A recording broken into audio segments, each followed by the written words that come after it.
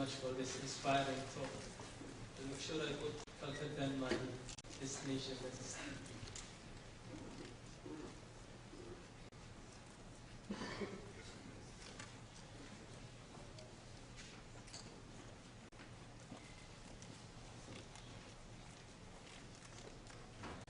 Our next speaker is Arndell LeBlanc, whose documentary and recovery work in post-Katrina New Orleans led him to sign up for Concordia University, where he is now in his 4th year studying journalism.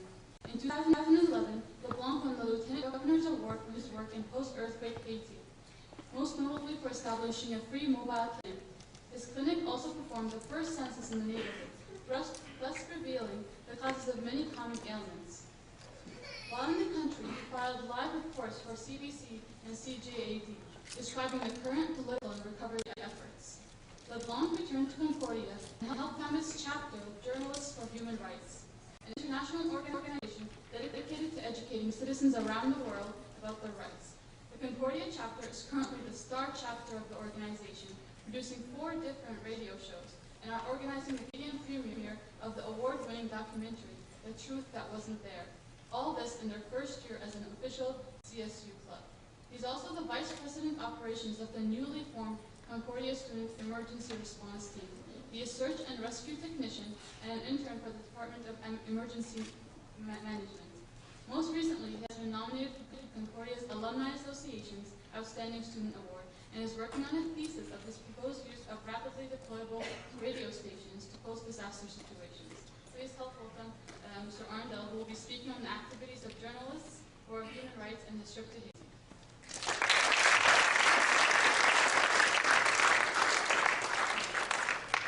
Okay, firstly I have to say that I used to do improv and would speak without a microphone, so having a metal microphone in front of me sometimes throws me off a little bit. But I'll try not to run across the stage and do hilarities in front of you. First of all, I really have to thank the organizers of this event for, first of all, allowing this discussion to happen within Concordia University as a context. Also, to put me on the same stage as people that I have brought to my events that I'm too honored to be in the same spot. To be honest, Florah, who's right in front of me right now, Florah Terah is one of the reasons why JHR started moving in the direction we're going. When JHR really started producing media, so to speak, well, really producing media, we were at the Youth Action Montreal conference, and during one of the speeches, a lady mentioned a woman with an amazing life story. And this woman, well, of course I'm speaking of this Florah, was gracious enough to give us our first ever interview. So at this time, it only involved myself and a couple other individuals, and a shaky camera job maybe, but it was one of the most profound interviews that we had had at the time. People who watched it really saw beyond just the interview and really saw the character of Florah. And she has such a tremendous story that I'm honored just to be on the same stage as you, Florah. I really appreciate this. Moving on with Journalists for Human Rights. As was said, we're a Concordia group. This is the first year that we've really been truly active, and believe it or not, we have a budget of $250, so it's not much of a budget to do much of anything at all. Our budget also has been divided into $100 only on printing, so technically, if you're good at math, that leaves us $150 per year to run events. Yet so far, we have 4 radio programs that go on, and one of which, the Rights Report, which is hosted by our Adam Bema, who's actually in this room, so you might be able to spot him out at some point. Mr. Adam Bema has the Rights Report, which is now being broadcast not only in Montreal, but also in Ghana. So we're starting to bring this message around the world. And before I go on more about Journalists for Human Rights or about myself, I want to clear one thing up about Journalists for Human Rights. A lot of people have equated it to quarterbacks for touchdowns, such as journalists are supposed to be fighting for human rights in the first place. But I think we've all seen that a lot of times in the media, and on multiple occasions, we see media that is just candy media. It's Mickey Mouse journalism. It's journalism that's just giving you what the viewer wants, but not necessarily what the viewer needs, because the journalists are supposed to be the fourth estate. We're supposed to look after the people. That's one of the reasons why journalists started to exist. And at this point, we've seemed to have evolved into journalists who just want to give what the mass media wants, what people want, the Britney Spears stories, the Whitney Houston stories. I mean, it's a tragedy that someone died, but as we've seen, one person dies and the whole world seems to grieve, while thousands and thousands of people are dying around the world, and no one seems to care. So this is one of the reasons why Journalists for Human Rights is an important organization, and that's one of the reasons why we support it, and the dedication of the people who are on this team is actually one of the main reasons why I keep myself motivated and don't freak out in the morning when I look at my to-do list. But I'm just going to move on from there. Firstly, as you might have heard in my introduction, I'm very disaster management oriented. And if anybody in here is an engineer or a doctor, and the engineer shout out was actually for my father, who's an engineer in the crowd. If anybody's in that mindset, it's a very, very rigid mindset. We see problems and we see solutions. And with this mindset, and this is the way I was brought up, that there's problems and then you have solutions. That you don't just, there's a lot of theories out there, but I always look at things very concretely. And for anybody who's worked with me, most often, I don't really work well in grays. There's a problem, I find it, I fix it. There's not much of a gray zone. But keeping that in mind, you'll understand a lot more of my speech if you keep that in the back of your head, that everything I say is I see something as a problem and I want to find a solution to it. So in no way am I trying to push down certain rights when I talk about this, because I think that all human rights are valid. I think that everyone who's fighting for human rights, there's a validity to it. But the human rights I'm going to focus on are very, very basic rights. I mean, rights such as the rights to have clean water, the right to have food in your belly at night, and the rights to have safe shelter. These just fundamental, very concrete rights are the ones that I focus on a lot in my work. So as I said in the biography of me, it talks a lot about that disaster side. So if we keep that in mind, maybe you guys won't judge me as much when I continue with my speech now. So as it said, I've traveled not as much as I would want, not as much as Mr. Sims, and by the way, Mr. Sims is an amazing gentleman. If you get to speak to him after or during the panel discussion, he really has some insights about the world that are truly just amazing. And also his book is pretty good for the quickness that I will look through it. But I've seen in the world, a lot of times, it's the basic rights that aren't being upheld are the reasons why the future rights, the other rights, the bigger rights, the writings for votes, the rights for everything, the reason why they don't get upheld is because the basic rights that we have aren't being upheld. If you go to bed hungry, how are you supposed to think about food? If you go to bed hungry and you're thirsty when you go to bed, and you don't even have a home above, you don't have a roof above your house, then how are you supposed to go to bed? I mean, how are you supposed to vote? How are you supposed to think about that? It's just these basic rights that you need these stepping stones. It's like the foundation of a home. We need to make sure that when we go around, that we're supporting groups also, like the groups that we're supporting tonight, that really touch upon the basic rights. And also starting with children is always one of the best ways to start, because it's the next generation that's going to take it up. I tried to write a script tonight, by the way, for this, and a lot of people might notice that I'm kind of going off the script. And that's what I always do at every JHR event and every JHR meeting. I try to stick to a script, but as my mother told me, you got to speak from the heart and you got to speak what feels right in the moment. So I kind of go with what the crowd's feeling and the smiles I see when I speak about something. But I have seen flagrant disregards for proper journalism in the context of Haiti, I'm going to speak of. And I think that this is something that's reflected across many countries and in a lot of disaster zones. And before I speak more about disaster zones, disaster does not mean an earthquake. A disaster does not only mean a tsunami. A disaster could be man-made disasters. A war zone is a disaster of sorts. It is a disaster that's been created by man, but it's not a natural disaster. So keeping that in mind. So when we go to disaster zones such as Haiti, you see that there's the worst side of humanity at times. But also within these disaster zones, you really see the best part of humanity. You see this binary of the greatest good that people can do, but also the worst that people can do. You see people trying to profit off the backs of people who are already down, people who are down in their luck before the earthquake happens, and then get brought down to an even deeper level after the earthquake, and then even after that are being profited on. One good example I could talk about, I worked for 5 weeks at a hospital, which I'll have to keep it remaining nameless at this point. I worked at this hospital first as a psychological first aid, so I would just speak to people that were waiting and ask them what did they go through, how was it, and just to let them relive these moments. Because reliving the moments can help you deal with the stresses. I mean, post-traumatic stress is something people didn't talk about at first after Haiti, but the amount of post-traumatic stress there, people still don't want to live inside a house with a roof. After you've seen your whole family get crushed within a building, why would you ever want to step foot into a building again? So, for the first 2 weeks, I was just doing psychological first aid with people at the hospital. And then I moved on to more administrative roles towards donations, where I would go into these 3 large rooms that were built post-earthquake to house all the international good. All the international donations, the money, the catheters, the medication, everything that people sent, we get put into these large 3 rooms in the hospital.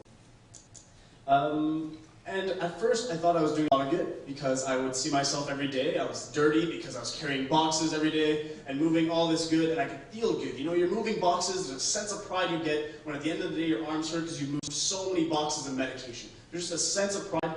Just imagine it now. It's like when you finish moving into a new house, that sense of pride you have when you open the last box, or you drop the last box, you feel that you've accomplished something. And I was going through piles and piles and piles of medication. I was doing an inventory for everything, seeing what this hospital had, to see the good that we could actually do with the medication we had and all the other goods. But then after a while, I noticed that we weren't really using much of the medication or anything. We were just categorizing it, and it was almost like we were just sent there to have something to do, because we were international volunteers, and they wanted us to take photos, and they wanted us to look like we were working. And something just seemed odd to me. But I didn't think too much of it, then I went on a trip, and I went on to the south of Haiti, an area that was very, very minimally affected by the earthquake.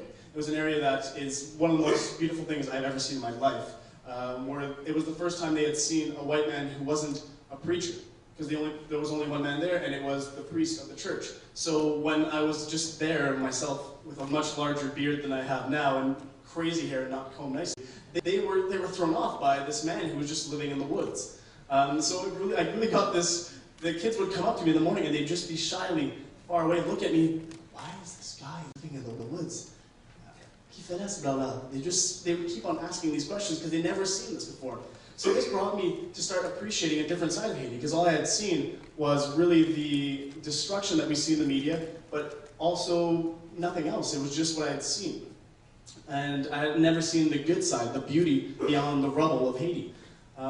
So then when I came back to the hospital, after this self-discovery of sorts, of the beauty of a culture before the destruction, because it's easy to come into a country that's been destroyed and to just see the destruction and assume that this is how they've lived always, this is how it should be, and we're just going to be here to fix it. But then when you see the beauty that it actually can be, and this is the people that have made this beauty, you have a different motivation.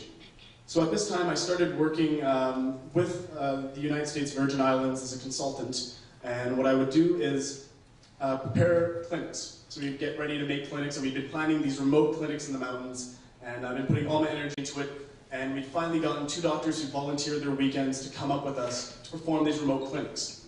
And we had found everything we needed. We even found donated goods from another organization, so we didn't have to take anything from the hospital, because we thought the hospital was really using it for good. We didn't want to take the goods that we didn't have. And then we took 2 sleeping bags. So keep this in your head, 2 sleeping bags. We then went into the remote mountains. We did amazing clinics. It was one of the best times of my life. I can't speak enough about how generous the people are in the countryside there. But then coming back, I was brought into the director of the hospital's office. And at first, myself being a somewhat cocky guy by nature, I was like, oh, he's going to thank me, saying that I did a great job by performing these 2 clinics in these remote communities, and praise me. And I don't know, I guess my hero trip was at that point. But to my surprise, I was actually being yelled at in Creole.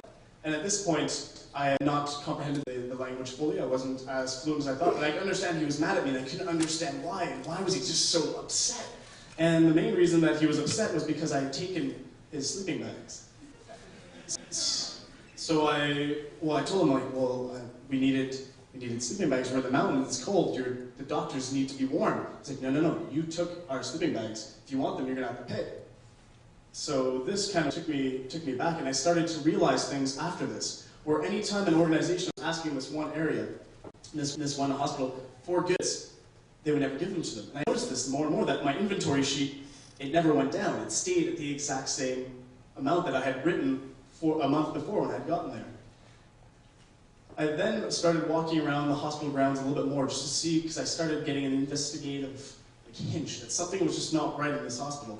And then I found that they were actually taking the goods that was donated from people around the world, and they were reselling them to the patients that were supposed to get them for free. But not only were they reselling them for the services, they would charge them for every part. So if you were to get an IV, which is a very, very common treatment because of dysentery, the first treatment you do is you put an IV in, so you get your fluids back. They would charge for the IV bag, the IV tube, and then the IV needle. But these were all things being donated by people in Canada, people in the States, people from around the world, and other hospitals also in Haiti that were donating goods to this hospital, thinking this was a hospital that had a lot of affected people. So this really, really kind of destroyed my faith in this organization when I saw that they were taking goods and selling them to people, which is just a horrible thing to see.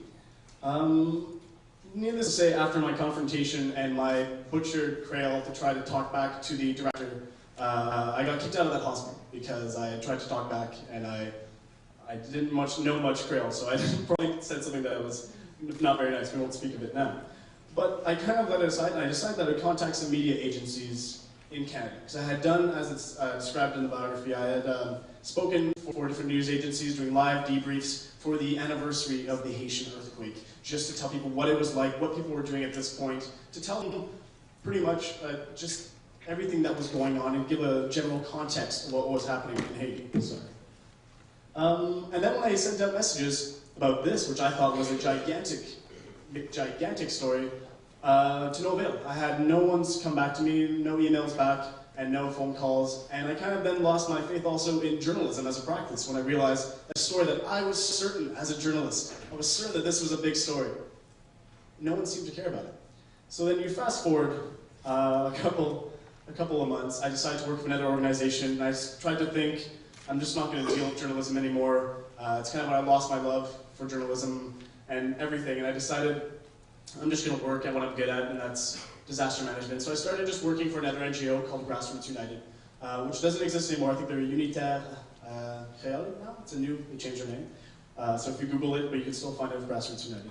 And I started just running medical clinics and running other projects. And we created our own 60-foot geodesic dome where we would take in all the donated goods that we could find and then just give them out for free. It was kind of my payback because I knew that I couldn't do it at the hospital. So to make myself feel good before I left, I need to know that I left at least giving some goods to somebody. So we ran that for a while. But then I get a phone call back from a news agency.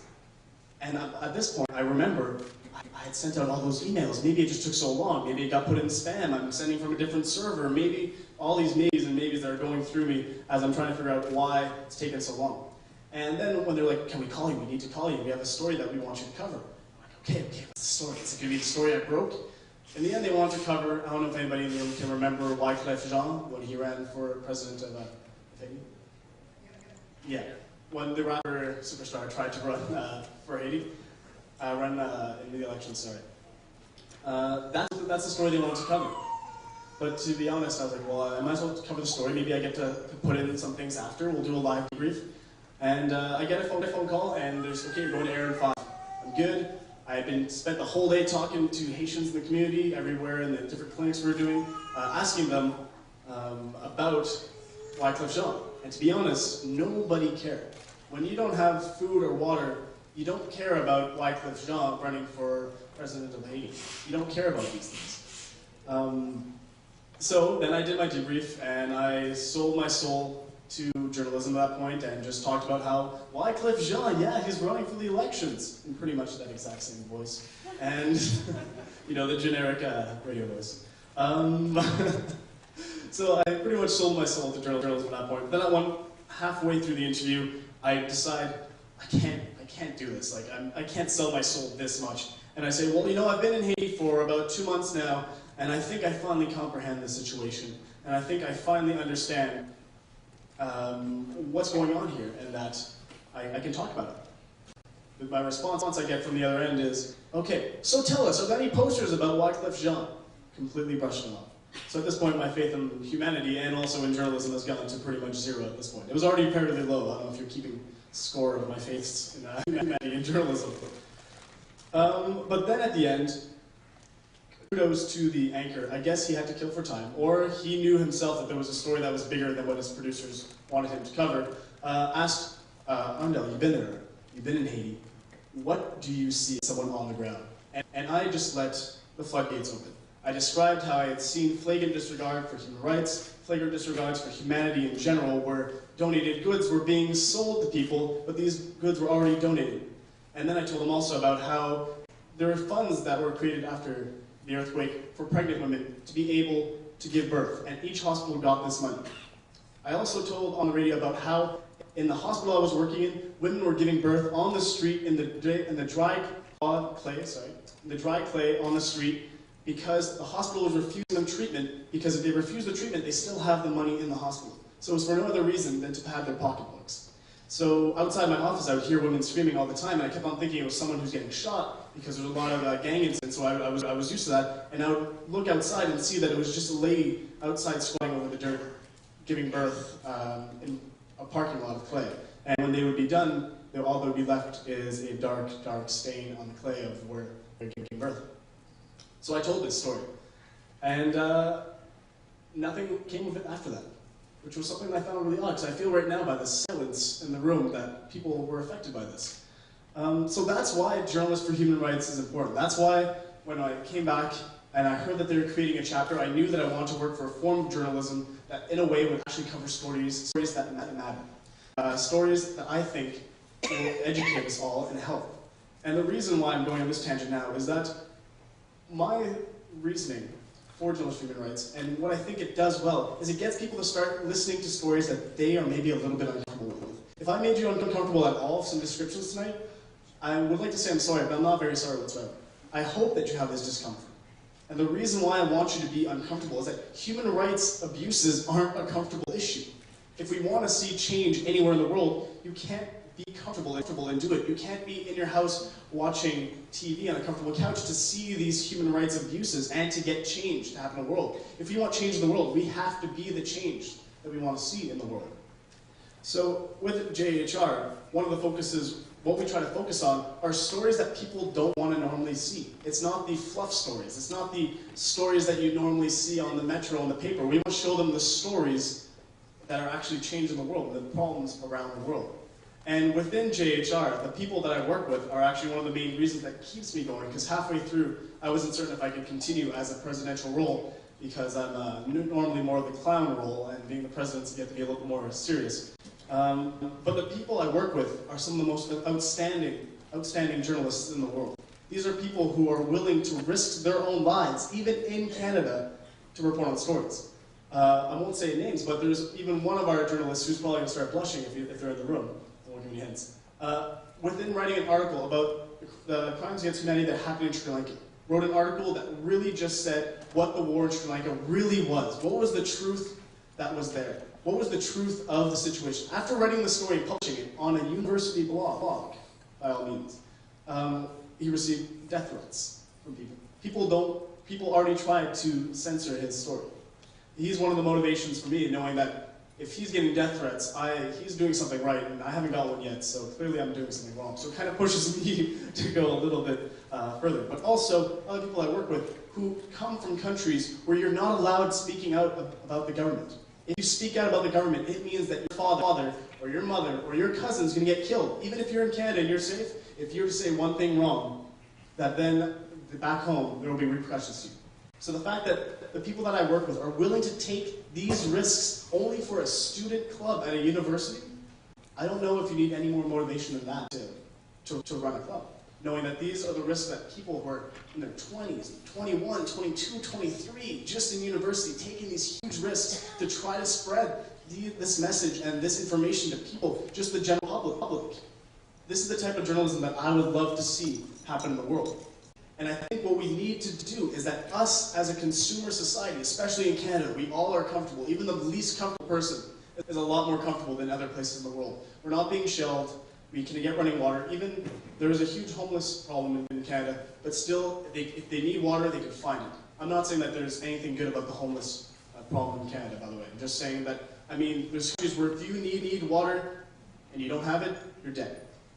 So I think as a consumer base here, as people who watch media, consume media, and you're all here tonight, so clearly you have a vested interest in learning and in knowledge and in spreading rights awareness. I think that as a people, we need to start asking this, not even asking, demanding this from our media.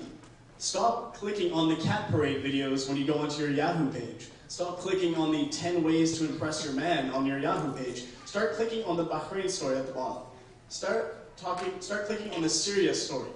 Start clicking on stories that you think that maybe might make you a little bit more uncomfortable. One thing that I really want to get across through this, and you can be with me or against me, and I'm fine with this, but I think that if you took 5 minutes out of the month, 5 minutes out of the month, and just looked at a story that made you uncomfortable, that registers on Google, that registers on Facebook. When you look at those videos, they notice what you're looking at, and they will keep on bringing more of that to you, because Google censors your searches. If you start searching cat parade video, you're only going to get cat parade videos all the time. So everybody in here took 5 minutes a month. Okay, 5 minutes a week. How about 5 minutes a day? How about 5 minutes on your lunch break? And just search up a story that makes you a little bit uncomfortable. A story that when you read it, it gives you a little bit of a shiver. A story that when you read it, it makes you think of your daughter, your son, your father, your mother, and makes you shrug a little bit and makes you sad. If it makes you disgusted, that's even better. A story that really changes the world. Because if we just keep on watching media the way it is right now, and we keep on watching this, I have to censor myself, this bad media. I think some people guess the word I was thinking. So if you keep on watching this bad media, that's what they're going to give you. I mean, I work in the media industry. I know how journalism works. I see producers all the time, and everybody in JHR knows the same thing, that we are editors. We're the gatekeepers of what you see. And if you start asking for really good media, good journalism, good pieces, then that's what you're going to get. So if the last thing in my last couple seconds here that I want to get across to you is take those 5 minutes on your lunch break. Take those 5 minutes in a day when you get home. Take those 5 minutes a week. Or if you can't even do that, take 5 minutes a month. And with those 5 minutes, look at something that makes you uncomfortable, and then go outside and tell a friend. And just there, with everybody in this room, with my rough estimate, that would make about 200 people that would know a story. Everybody in this room took 5 minutes and just talked about it to one single person. So I just want to end on a quote that has kind of driven me throughout my whole life, and I'm not certain who said it, and I'm assuming someone will yell it out who said it. And it's something that I sign in every email that I send out with JHR, is that true evil is when good men do nothing. I'll rephrase it. True evil is when good men and women do nothing. If we do nothing, then evil wins. So, thank you very much for listening. Watched it, really saw beyond just the interview, and really saw the character of Florah. And she has such a tremendous story that I'm honored to be on the same stage as you, Florah. I really appreciate this. Moving on with Journalists for Human Rights. As was said, we're a Concordia group. This is the first year that we've really been truly active, and believe it or not, we have a budget of $250. So it's not much of a budget to do much of anything at all. Our budget also has been divided into $100 only on printing. So technically, if you're good at math, that leaves us $150 per year to run events. Yet so far, we have 4 radio programs that go on, and one of which, the Rights Report, which is hosted by our Adam Bema, who's actually in this room, so you might be able to spot him out at some point. Mr. Adam Bema has the Rights Report, which is now being broadcast not only in Montreal, but also in Ghana. So we're starting to bring this message around the world. And before I go on more about Journalists for Human Rights or about myself, I want to just clear one thing up about Journalists for Human Rights. Citizens around the world about their rights. The Concordia chapter is currently the star chapter of the organization, producing 4 different radio shows, and are organizing the Canadian premiere of the award-winning documentary, The Truth That Wasn't There. All this in their first year as an official CSU club. He's also the Vice President Operations of the newly formed Concordia Student Emergency Response Team. He is Search and Rescue Technician and an intern for the Department of Emergency Management. Most recently, he has been nominated for Concordia's Alumni Association's Outstanding Student Award and is working on a thesis of his proposed use of rapidly deployable radio stations to post-disaster situations. Please help welcome Mr. Arndell, who will be speaking on the activities of journalists for human rights in his trip to Haiti.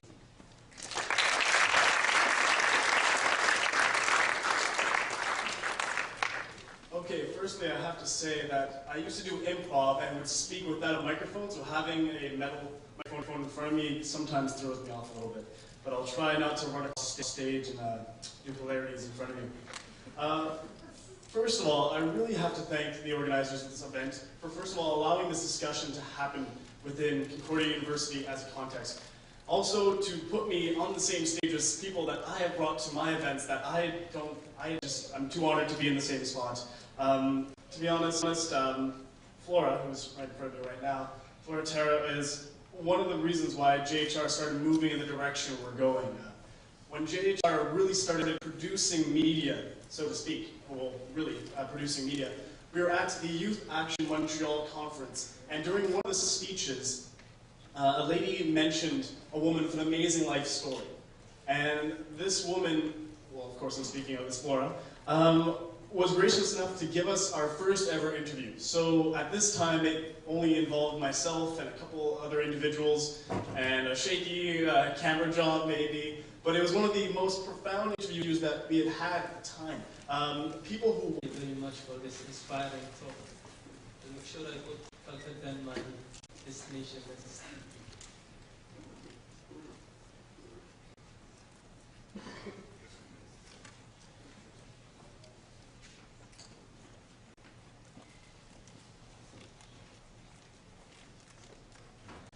Our next speaker is Arndell LeBlanc, whose documentary and recovery work in post-Katrina New Orleans led him to sign up for Concordia University, where he is now in his 4th year studying journalism. In 2011, LeBlanc won the Lieutenant Governor's Award for his work in post-earthquake Haiti, most notably for establishing a free mobile clinic. His clinic also performed the first census in the neighborhood, thus revealing the causes of many common ailments. While in the country, he filed live reports for CBC and CJAD, describing the current political and recovery efforts. LeBlanc returned to Concordia and helped found its chapter of Journalists for Human Rights, an international organization dedicated to educating human rights. A lot of people have equated it to quarterbacks for touchdowns, such as journalists are supposed to be fighting for human rights in the first place. But I think we've all seen that a lot of times in the media, and on multiple occasions, we see media that is just candy media. It's Mickey Mouse journalism. It's journalism that's just giving you what the viewer wants, but not necessarily what the viewer needs, because the journalists are supposed to be the fourth estate. We're supposed to look after the people. That's one of the reasons why journalists started to exist. And at this point, we've seemed to have evolved into journalists who just want to give what the mass media wants, what people want, the Britney Spears stories, the Whitney Houston stories. I mean, it's a tragedy that someone died, but as we've seen, one person dies and the whole world seems to grieve, while thousands and thousands of people are dying around the world, and no one seems to care. So this is one of the reasons why Journalists for Human Rights is an important organization, and that's one of the reasons why we support it, and the dedication of the people who are on this team is actually one of the main reasons why I keep myself motivated and don't freak out.